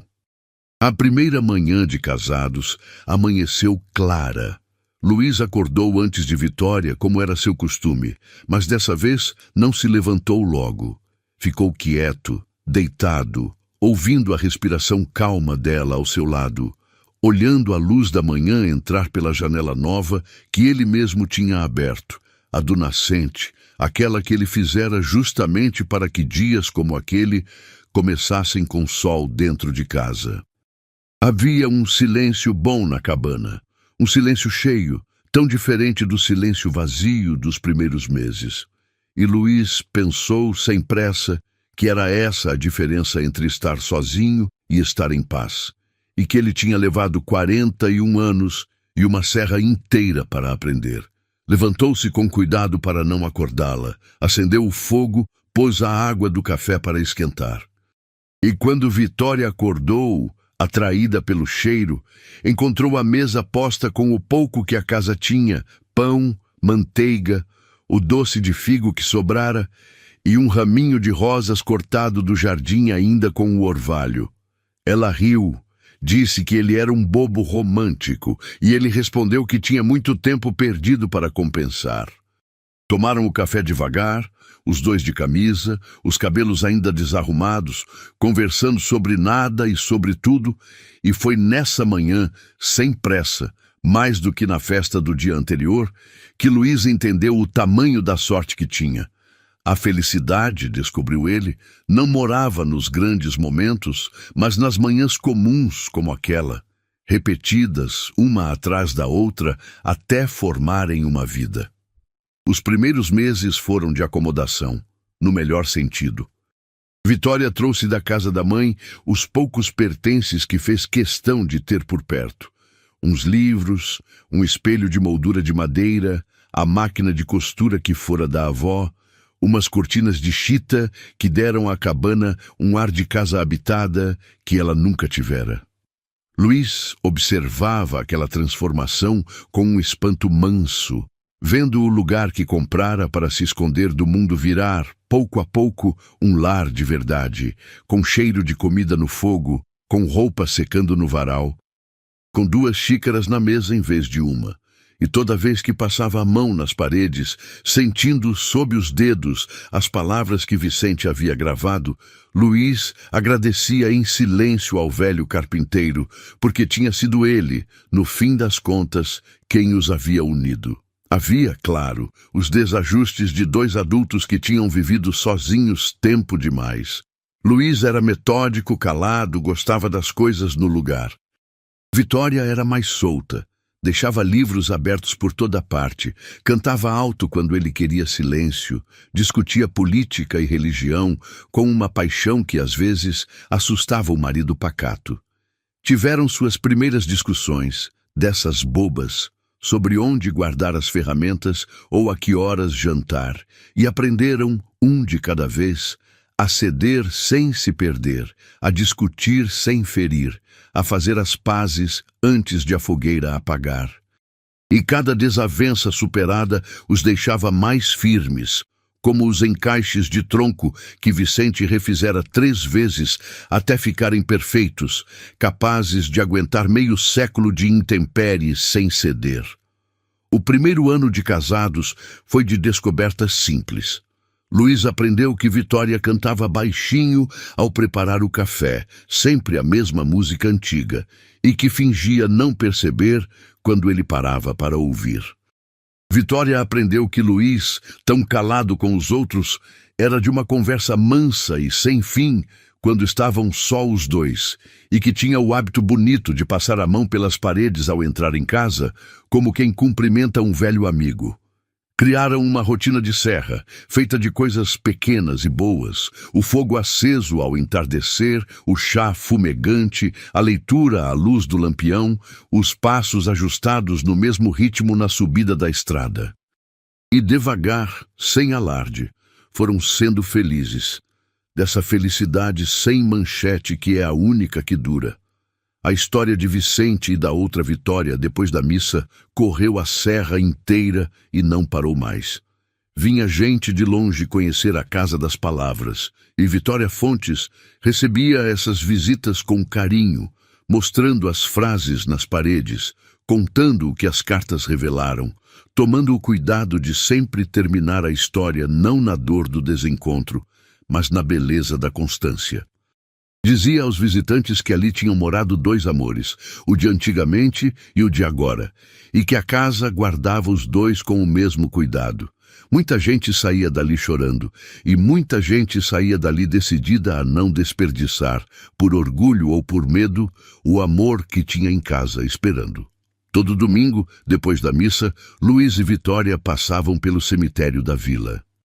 Levavam flores do próprio jardim, roseiras descendentes daquelas que Vicente plantara, e as dividiam entre 3 túmulos vizinhos, o de Vitória Bragança, o de Vicente Amaral, cujos restos a família enfim trouxera para perto dela, e o do velho Nestor, que descansava ao lado da irmã como pedira.